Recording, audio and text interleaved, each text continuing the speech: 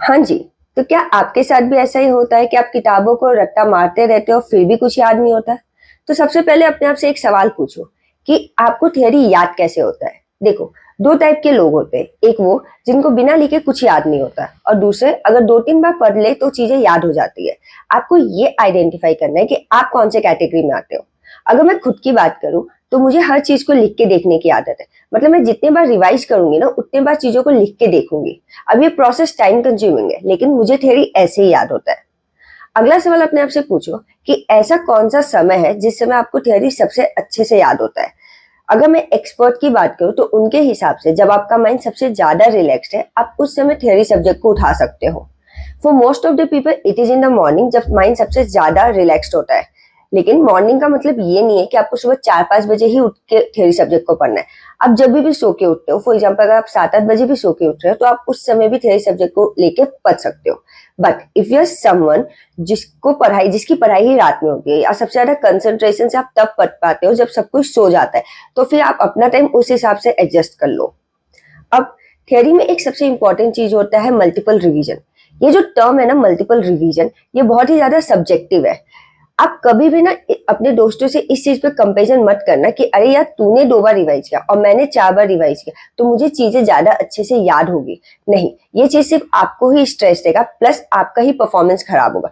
क्योंकि क्या होता है ना कि रिवीजन करना एक अलग बात होती है और आप उस रिवीजन से कितना रिटेन कर पा रहे हो वो एक अलग बात होती है। जैसे कि अगर मैं अपनी बात करूं तो मैं क्या करती थी, जैसे फर्स्ट डे पे अगर मैंने कोई टॉपिक पढ़ा तो मैं सेकेंड डे पे कोई अगला टॉपिक पढ़ने से पहले फर्स्ट डे पे जो चीज पढ़ी है उसे रिवाइज करती थी। तो इससे क्या होता था कि मैं फर्स्ट रीडिंग में ही 2 रिवीजन हो जाते हैं। ठीक है। अब एक बहुत ही कॉमन क्वेश्चन जो हर किसी के दिमाग में आता है कि क्या हमें बुक की ही पूरी लैंग्वेज छाप के पेपर में लिखनी है या हम अपने वर्ड्स में लिख सकते हैं। सच बोलूं तो कोई भी इंसान ऐसा नहीं है जो वर्ड टू वर्ड पेपर में आंसर लिख के आ सकता है। ये हमेशा बेटर है कि आप थियोरी को पहले अंडरस्टैंड करो, कंसेप्ट को अच्छे से समझो और फिर अपने आंसर्स अपने वर्ड्स के मतलब अपने हिसाब से लिखो।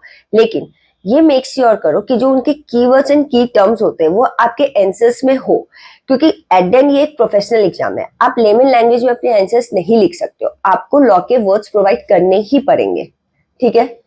अब 2-3 पॉइंट्स थे जो मैंने फॉलो किया था जब मैं थ्योरी सब्जेक्ट पढ़ती थी। सबसे पहले मैं क्या करती थी ना, हर चैप्टर का मेरा समरी नोट्स बनाती थी। क्योंकि मेरे केस में क्या होता था कि मेरे हाथ से जो लिखे हुए नोट्स है ना उससे मुझे ज्यादा जल्दी याद होता था, प्लस मैं लंबे समय तक उस चीज को याद कर पाती थी।